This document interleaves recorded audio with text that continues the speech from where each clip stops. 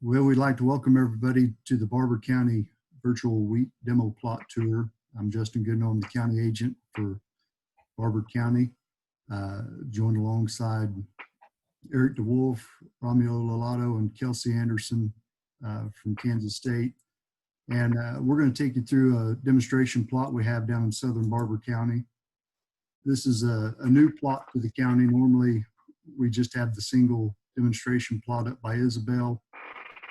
This plot is located near Highway 281 and Highway 2, just outside of Kiowa, down towards the state line of Oklahoma.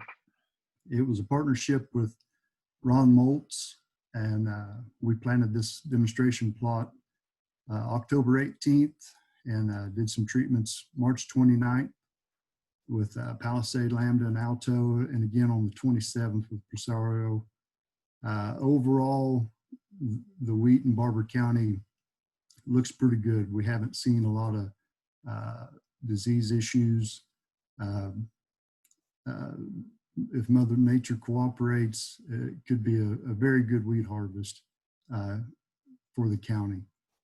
With that, we'll turn it over to our specialist to discuss what they've seen with the 2020 wheat conditions, and then we'll get into the variety discussions. Yeah, that sounds good. Thanks, Justin, for the update there on the plot and what you're seeing around the region as well. So a very brief update there on what we are seeing throughout the state of Kansas as far as wheat goes, right? And it kind of starts last fall. So in the fall, the southwest part of the state was actually pretty dry, and maybe you can comment a little bit more on what you're seeing regionally there. But in the fall, it was pretty dry, especially as we get like west of Libro or so.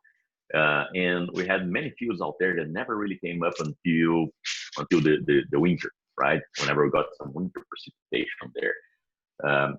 For the rest of the state, for the most part, the fall was okay. But I'd like to hear from your perspective in your region there as well.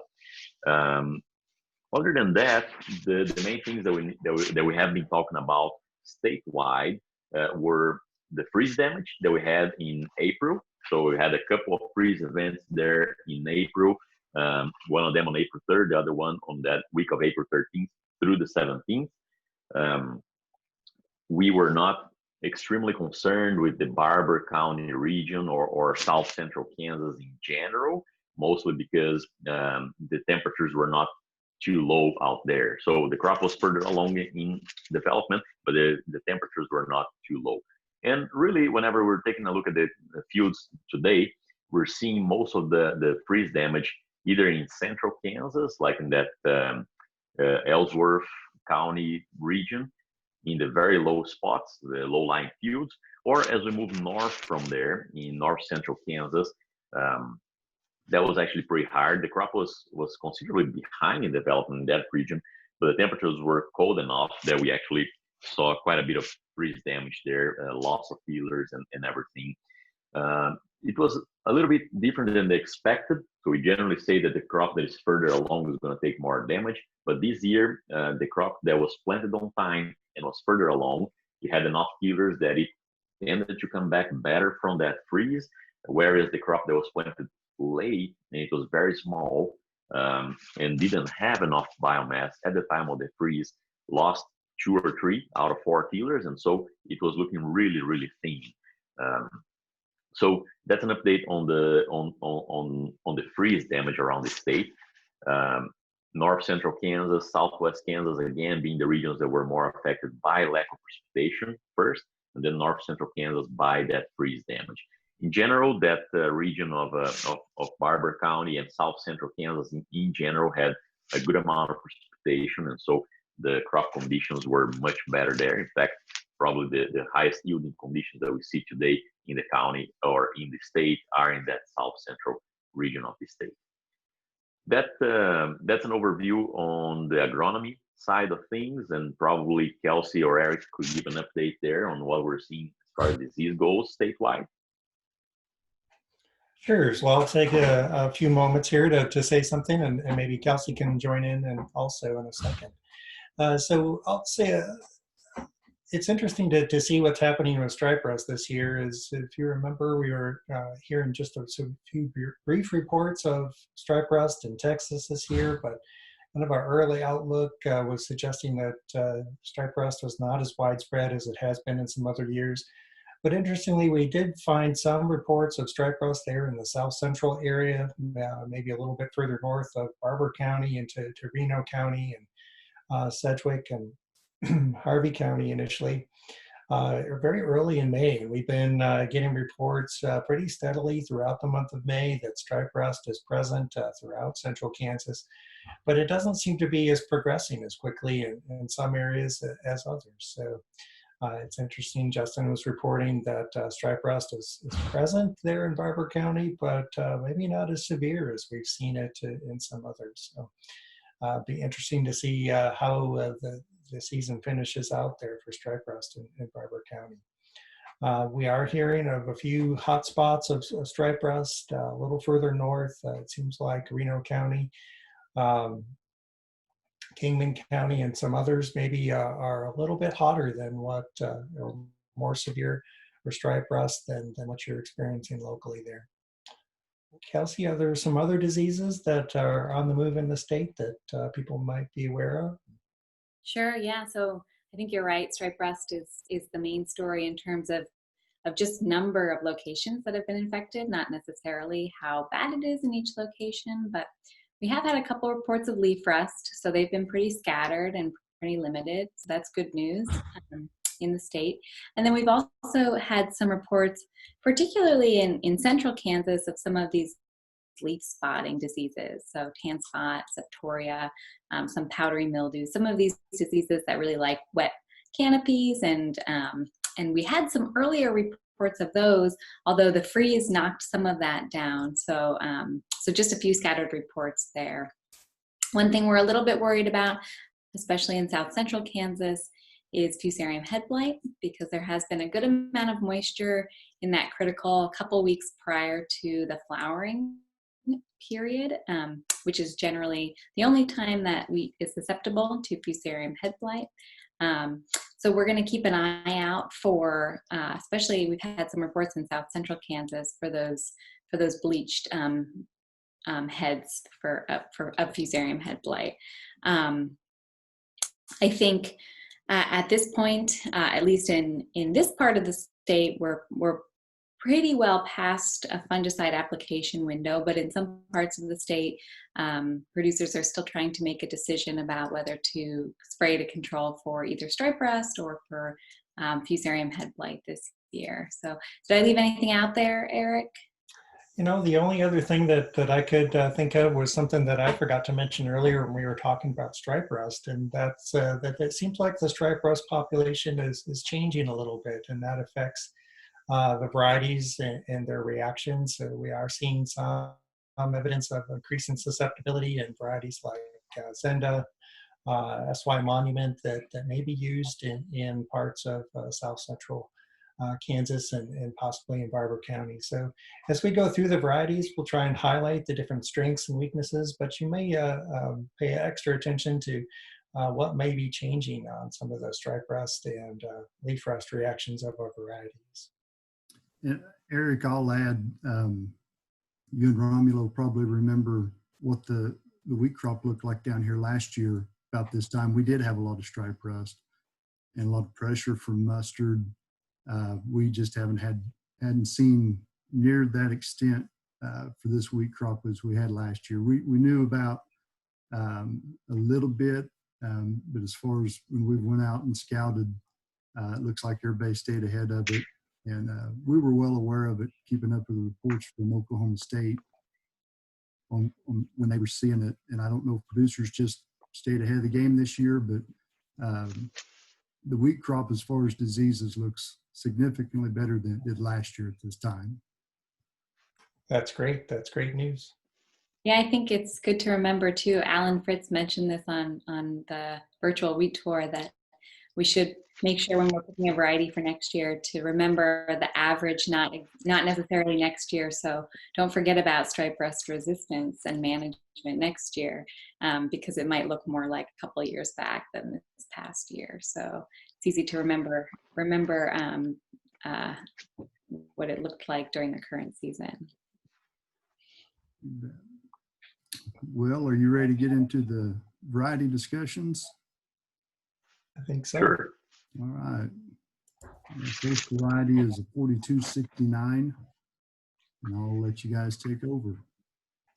Okay, so this is a West Bred release back from 2018, right? And most of the area adaptation that we're seeing this variety do well is like central Kansas and perhaps towards the eastern part of Kansas as well. Anytime that I talk about variety selection for the Barber County region, it's a little bit of a challenge there because you are in the western edge of central Kansas, and so you can be much drier than on average for central Kansas in given years. And also because in Barber County there, in that region, there's a considerable amount of grazing that goes on. And so producers always also look for those characteristics that make it a good grazing wheat. And those include a good amount of forage production in the fall. Those also include a later first hollow stem date. And a good recovery from grazing, right? So we need to keep those things in mind when we're talking about Barber County and the varieties adapted therein. So with that said, I think 4269 might be, that might be the western edge where 4269 would be adapted. I tend to think of it more of a eastern variety from what we have in Barber County, mostly because of drought tolerance. As we go west, we like to see 4269 under irrigation. It's an early maturing variety out of the West Bred program with a pretty good straw strength. And Kelsey, if I remember right, it also could be a good fit after corn based on head scab ratings. Yeah, so I think this one of its key strengths, like you mentioned, is it has some fusarium head blight resistance. So after corn, that's a good option. It's also pretty good for stripe rust. So we're talking about making sure we manage for stripe rust, and even though it's not maybe the best option for stripe rust, it's one of the best intermediate reactions that we have. Some vulnerabilities. It's a little susceptible to wheat streak mosaic, which is important in some locations, and also to tan spot. So you might have to look out for some of those foliar disease issues for this one.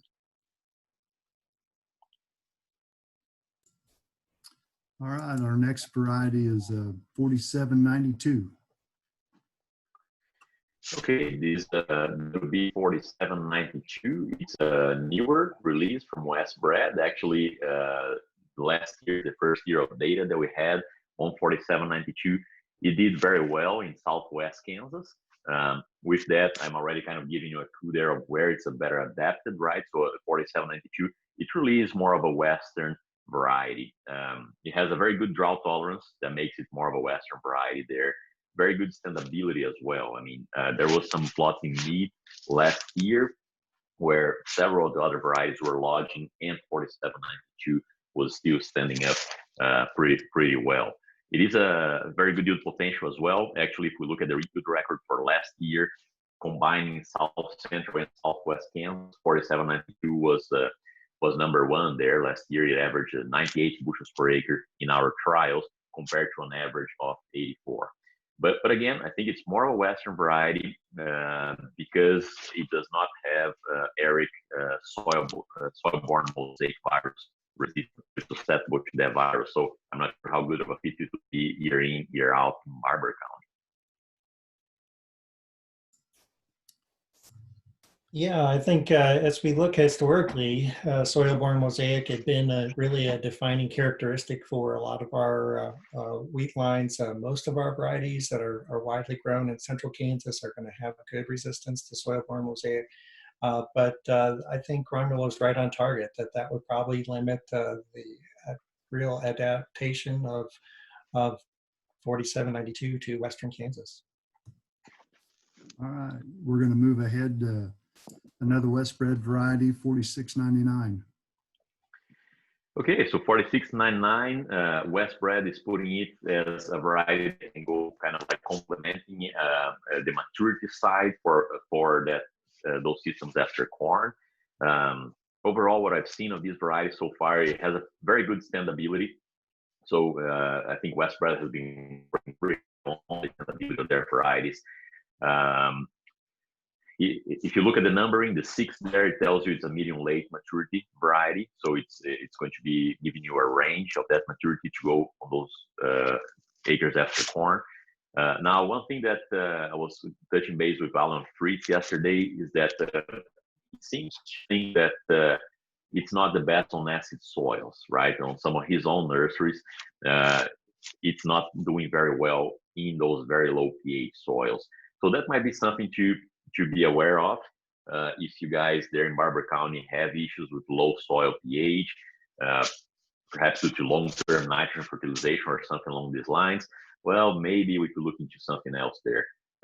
But again, Kelsey, I think I'm mentioning this on corn of its fusarium package. Have you had a chance to take a look at it? You know, I don't think we've seen it yet in our Fusarium head blight nursery. Correct me if I'm wrong, Eric, but I know it does have a pretty good disease package. And one of the others that it is supposed to have some resistance to is stripe rust. Although I saw it in the USDA nursery this past week, and it did have pretty high levels of stripe rust. So again, that might mean that that some of the stripe rust populations we have here in Kansas are like this variety a little bit too much. So we're going to have to see that for the next couple of years to see how it holds up. But generally, like a solid disease package. And while we got a second, I didn't think about it until you mentioned it, Romulo. Would you mind kind of giving an overview of what the number systems mean when we're looking at these west spreads? Oh, sure. Yeah. Sorry that I didn't do that before. But so west spread went to this numbering system where the first number, it really means the wheat type that we're looking at. So 4 means hard red winter wheat. If you go to a spring wheat region, it's going to be a different numbering system or a different first number. The second number tells you the maturity. So if it is a 41, it's a very early maturing variety. If it is a 49, it's a very late maturing variety. The third number, starting last year, it became the year when it was released. So 46.9, that 9 tells us 2019 as the year of release. And then the last number is just a random number generated just for each specific variety. Thanks for reminding me, Justin, of giving that overview. You bet. Move along to the next variety is Grainfield. Yeah, so WB Grainfield has been around for a while now, and I think it has proven performance really throughout the state. If we look at if we never talk about yield stability and adaptability, I think Grainfield is one that we can have in mind. More the adaptability, right? Really well adapted throughout the state. It does well in our trials in central Kansas and western Kansas as well. So if we look at the combined data from 2017, 2018, and 2019 for South Central and Southwest Kansas from K-State replicated trials, so Barber County will be in there, right? Grainfield number 2. So it averaged 69 bushels per acre in the last 3 years, over 15 replicated trials. That's 3 bushels above average. So, and it puts it as variety number 2. It's a variety that it heads kind of like on the later side. So whenever it's heading out, it can look like a medium to medium late, but it really goes through Grainfield quite fast. So it finishes fast. So towards the end, it's more of a medium early maturing variety there. Well, with all of that said, I think we can see on the leaves there, Eric, that might need to be more careful now in recent years with it, huh? Yeah, I think so. As we've been watching Grainfield over the years, it seems like we've seen a steady progression of the stripe rust, leaf rust adapting to be able to overcome the resistance that's present in Grainfield. Also, it's not as strong as some other varieties on some of the leaf spotting diseases or fusarium head blight. So this would be one if we're wanting to take advantage of some of that adaptability and yield potential there, that we might watch this one pretty carefully. It may need a fungicide to finish well. All right, we're going to move ahead. This is our last west spread variety, and it's 4303. Yeah, well, that's a great photo there, Justin. Thanks for taking that photo. I mean, you can see what's very typical about that variety right there. Look at the size of those heads, right? And that's where the yield comes from in this variety. It's not the number of heads, but it is the size of heads. Not uncommon to have 18 or 20 meshes in each one of those heads. And another thing that you can see from that picture is the thickness of the stems, right? It looks like it's a really, really thick stem, and that it's another very typical characteristic of this variety. It's an excellent standability.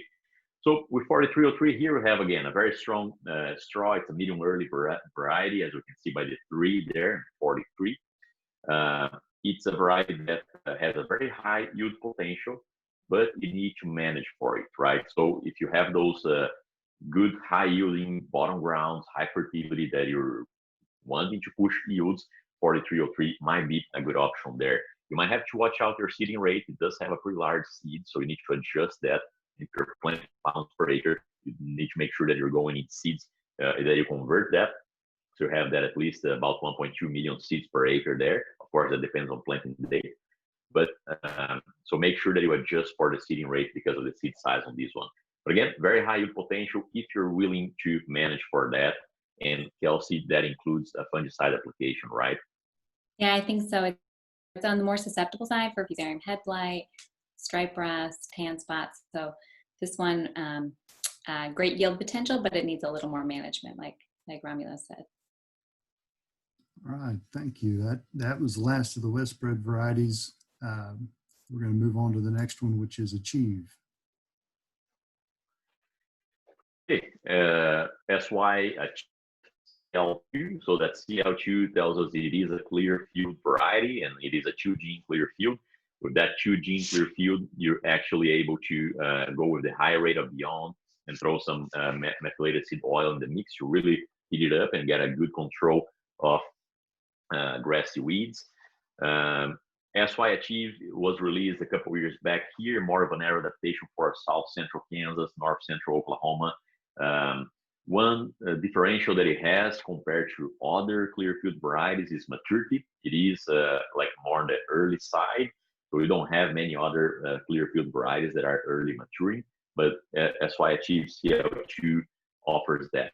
Now, with that said, its yield record has not been too great. You know, in South Central Kansas, it really has not shown up on yield performance too much.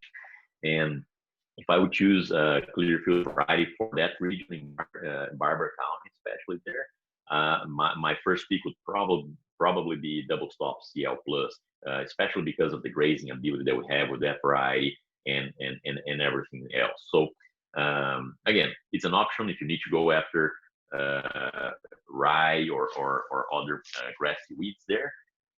But yield-wise, we might have a few better options. Eric, what about the disease package that we have on Achieve?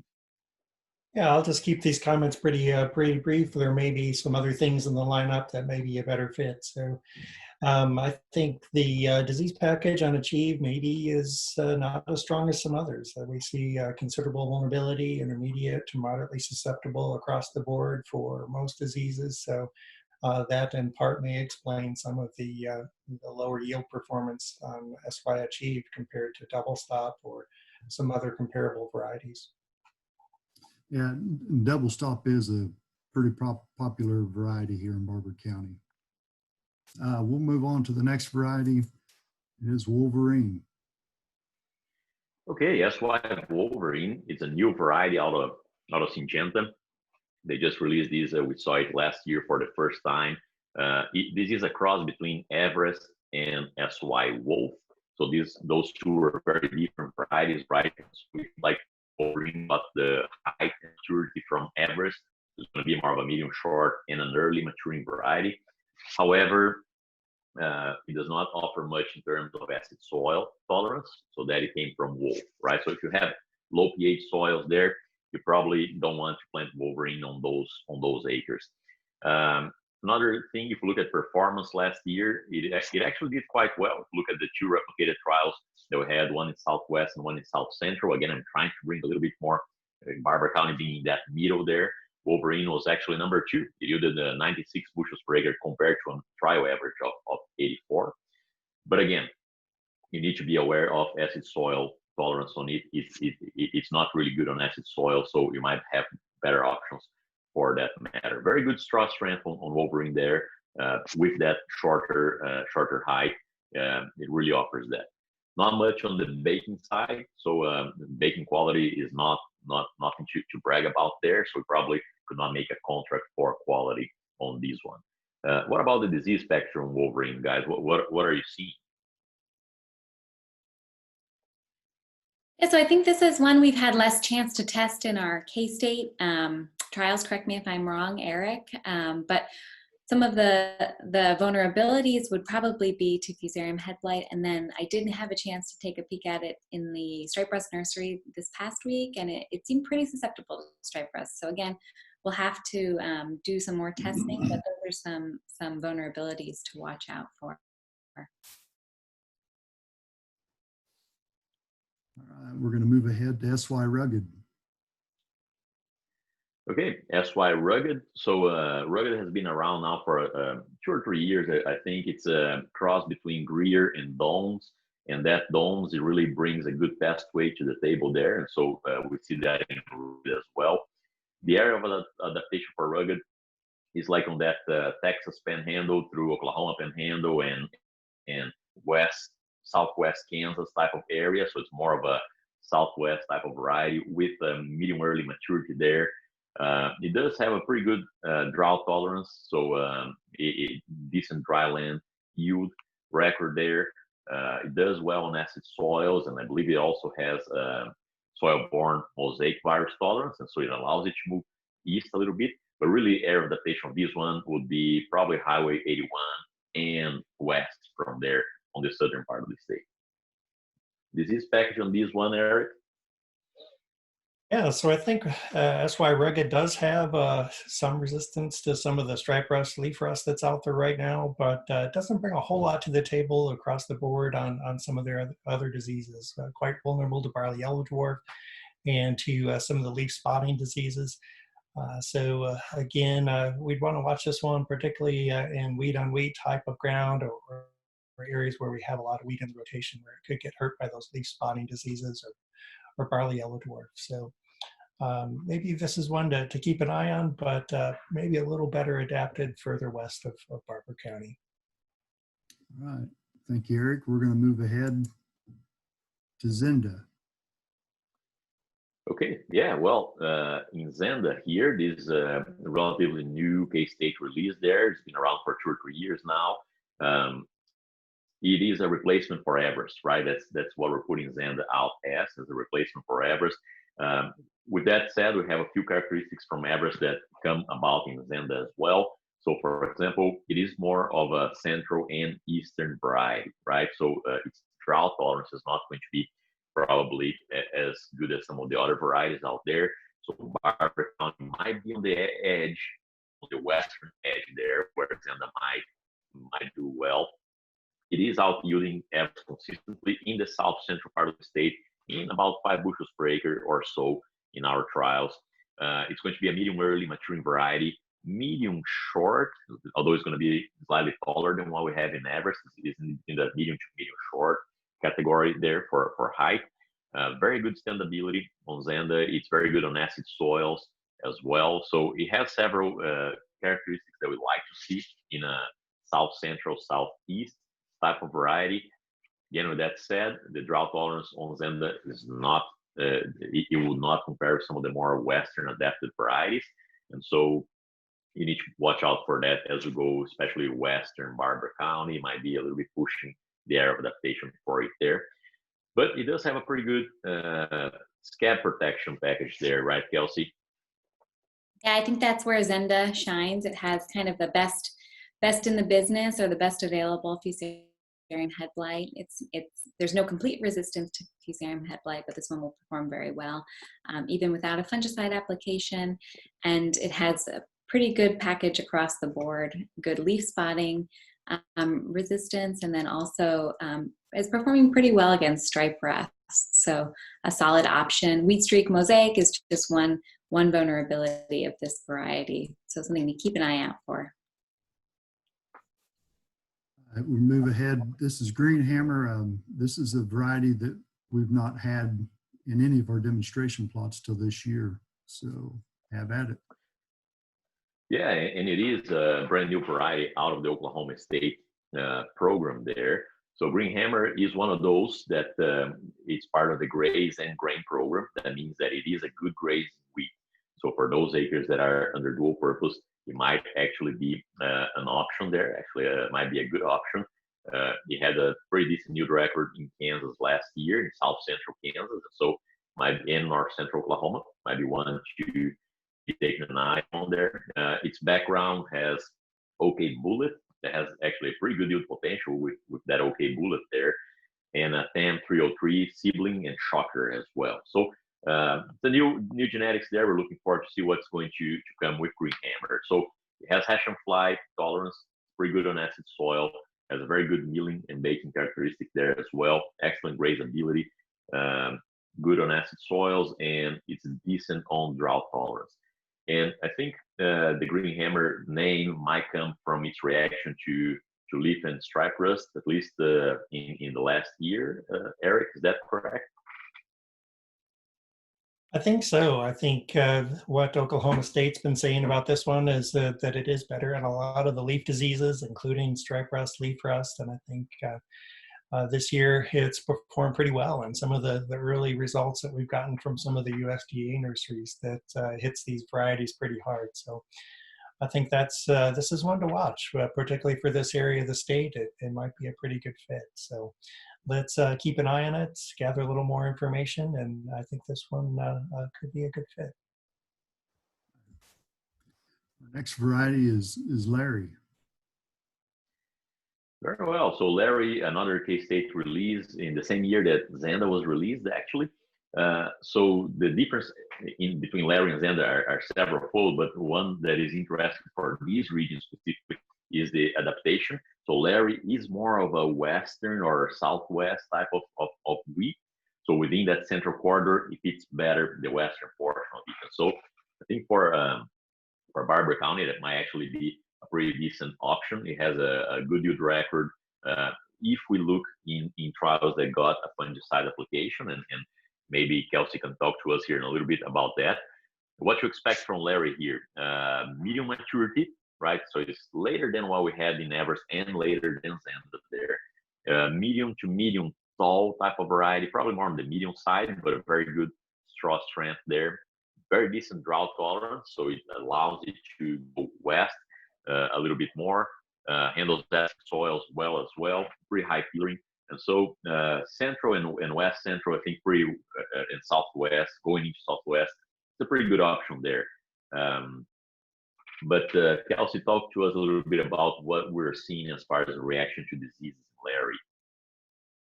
So yeah, I think like Eric mentioned, some of the varieties are slipping in their resistance for stripe rust, and I think this is one of them that has classically had some good responses to stripe rust, and we're still seeing good responses, but maybe a little more disease than we would like. It has some susceptibility to fusarium head blight, so that's one watch out, and then also to wheat streak mosaic and barley yellow dwarf. So you might see those pop up in these plots. Maybe controlling volunteer wheat and making sure you know what's going on with your neighbors would be important when Larry's planted. Thank you, Kelsey. We're going to move ahead to Gallagher. Yeah, so Gallagher, this one has been around for a while, and it actually has gained thousands of acres in South Central Kansas there, and has its reason. It's a very good performing variety. It has a very good, again, graze and grain ability, so it produces a large amount of forage. It recovers very well from grazing. But when we think of the length of the grazing period, it might not be the best out there because it is early on first hollow stem, right? But with all that said, that might just give you a week less or maybe 2 weeks less to graze during the spring, right? But overall, very good yield performance. We look at the data in South Central Kansas, Gallagher still goes up to the top. It has a good acid soil tolerance there, a good yield potential, hash and fly tolerance as well.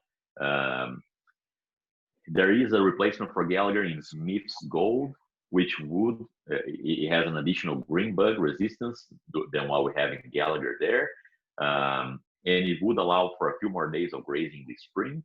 But really, as far as yield performance in our trials, it has not beat Gallagher in Kansas. In Oklahoma, they're on pair. They have a very similar yield level. Here in Kansas, seems like Gallagher is still 2-3 bushels above the Smith's Gold trial after trial. So we haven't really seen much. I mean, we've seen Smith's Gold for at least a couple of years now, and so far I think Gallagher is still a very good fit in the region, and I probably would stick to Gallagher at least for now, between those two.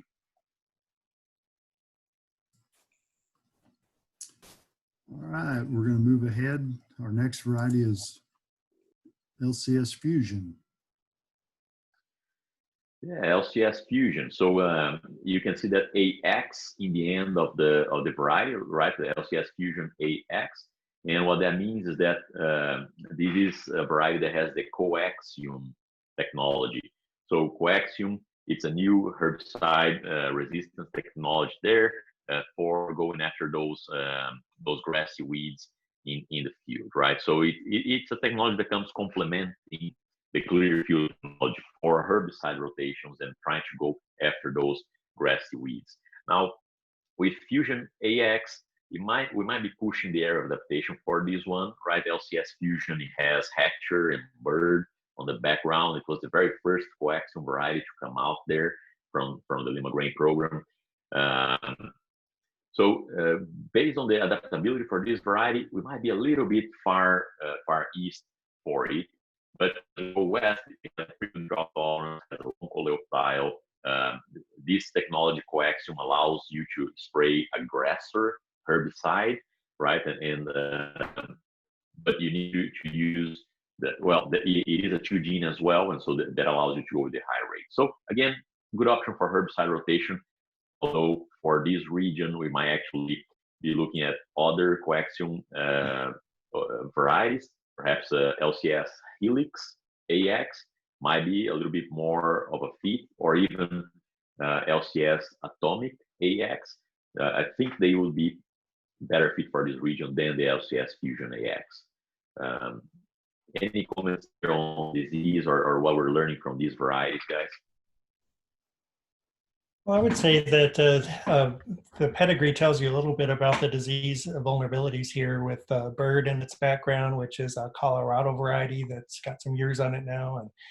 And we definitely know it's Fusion, like Bird, has a lot of susceptibility to rust diseases. So probably as we move this east, it may become more inconsistent just because of disease susceptibility. So if you do go with Fusion, definitely plan on a fungicide. But like Romulo mentioned, there may be things even within that LCS lineup that would be better options for Barber County. All right, we're going to move ahead. Our next LCS variety is Chrome. Yeah, so LCS Chrome, it has many things that I like about Chrome, others that I'm a little bit concerned maybe when it comes to Barber County specifically. So I like the performance that it has on acid soils. It should handle acid soils quite well. It should have a pretty good drought tolerance as well. In my opinion, it might be a little bit too much on the late side of maturity. So as things mature quite fast there in Barber County, many times the first combine rolling in Kansas in Barber County, it might get caught on the heat there just because it is considerably later than some of the other varieties that we have out there. But it does have a good yield record. You know, if we look at South Central Kansas, Chrome has a good yield record. Last 3 years or so, it has done quite well. And so it's one that in those late maturity type of groups, we could still have there on the short list. But again, I would not plant my entire farm to Chrome just because of its maturity. It is quite late, and it's going to take several days, many days after other varieties get ready to cut for Chrome to get there as well. What about the disease packaging in Chrome, Kelsey? What are we seeing there? Yeah, so I think Chrome has and Eric probably has seen it more than I have, but I think it has pretty good leaf rust and stripe rust resistance. So we're seeing it test out a little better than average. So that is always nice to see. It has some susceptibility to fusarium head blight. So that's just a watch out. Some of the other foliar diseases, it will do pretty well. And then it does have barley yellow dwarf and wheat streak mosaic susceptibility. So again, watching out for those virus diseases might be important. But for the stripe rust and leaf rust, this will be a really good bet, I think, still. All right, that concludes our varieties for this demonstration plot. I will add in that our demonstration plot up at Isabel, there's only one variety difference. We have, I think it is 44, a West Bred 4401 up at Isabel, whereas we had the 4792 down our southern plot, and that was just a situation where we couldn't get two of the same variety. So West Bred sent us one of each, and so that would be the only difference in the varieties between a northern plot and a southern plot.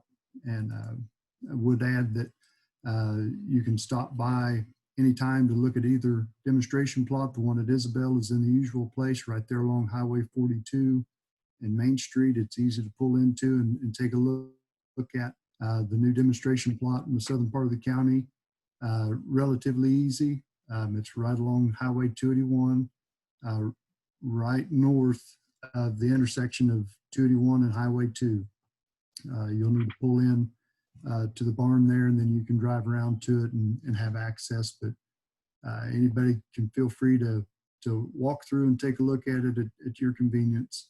And I would like to say we appreciate anybody that views this virtual demonstration plot tour. We apologize that due to the current situations, we're not able to do it in person. We would prefer to do that. We do appreciate the interaction between producers and the specialist, but we're having to deal with some situations that we're not usually in. So if you take the time to view this, thank you very much. And I'd also like to say thank you to Eric and Romulo and Kelsey for taking time to jump in on the call and to walk us through each variety. Is there anything you'd like to add before we wrap this up?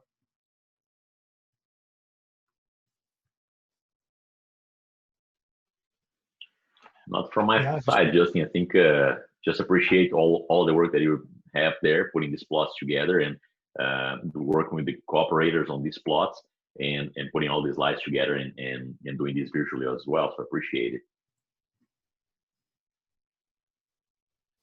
And I apologize. I didn't mention, our normal cooperator partner up at the Isabel plot is the FC, Farmers Cooperative Equity.